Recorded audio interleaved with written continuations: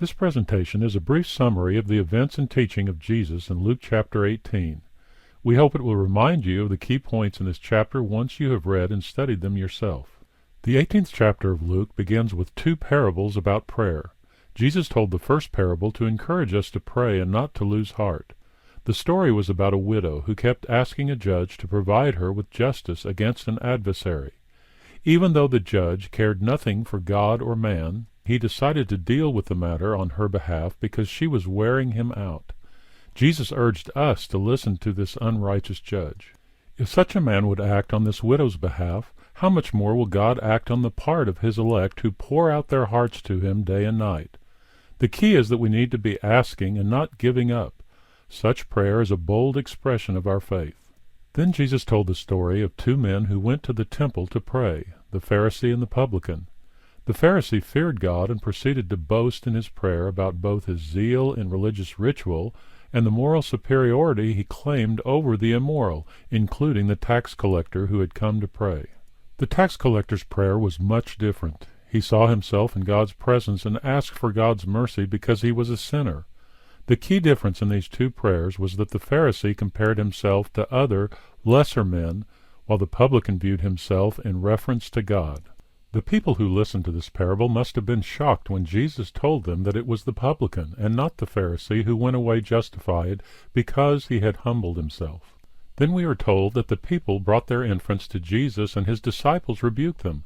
Perhaps they concluded that Jesus was too busy and important to waste his time on young children. But Jesus told them not to hinder the children, noting that those who seek to enter the kingdom must have a childlike disposition.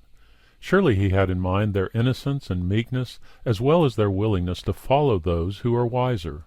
Then a wealthy ruler approached Jesus, wanting to know how to inherit eternal life. Jesus cited several of the 10 Commandments that dealt with attitudes and actions toward our fellow man. The prohibition of adultery, murder, theft, false witness, and the willingness to honor one's parents. When the ruler claimed he had kept all of them, Jesus pointed to his Achilles heel. He told him what he lacked. He needed to sell all his goods, distribute them to the poor, resulting in heavenly treasure. Then he would be freed to follow Jesus. The man balked, saddened, because he didn't want to give up his riches. How many of us might find ourselves in the same condition? Jesus then warned all his followers about the danger of riches, telling them that the wealthy will find it difficult to enter into heaven. His teaching shocked them because they must have equated wealth with God's approval. They asked how it would be possible to be saved, and Jesus said that God made possible what was impossible with men. When Peter proclaimed that he and the apostles had left their wealth behind, Jesus told him that their involvement in the kingdom would make them spiritually wealthy, far more so than the material wealth they had given up. Jesus then warned his apostles again that his journey to Jerusalem would be a final one because the Son of Man would be delivered to the Gentiles and shamefully treated, resulting in his death. Yet he would be raised the third day. His teaching seems so clear to us, but his apostles did not understand. They must have been thinking of conquest, not death. When Jesus neared Jericho, a short distance from Jerusalem, a blind man was told that Jesus of Nazareth was passing by. The blind man cried for the Son of David to have mercy on him. When the people rebuked him, he cried louder, and Jesus heard him and asked what he wanted. When the man asked Jesus to recover his sight, Jesus healed him.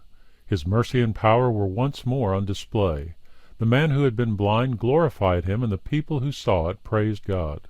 This completes our summary of chapter 18. If you have questions about it, use the link at the bottom left of the page to email us. We will respond as quickly as we can to offer our insights on this wonderful chapter.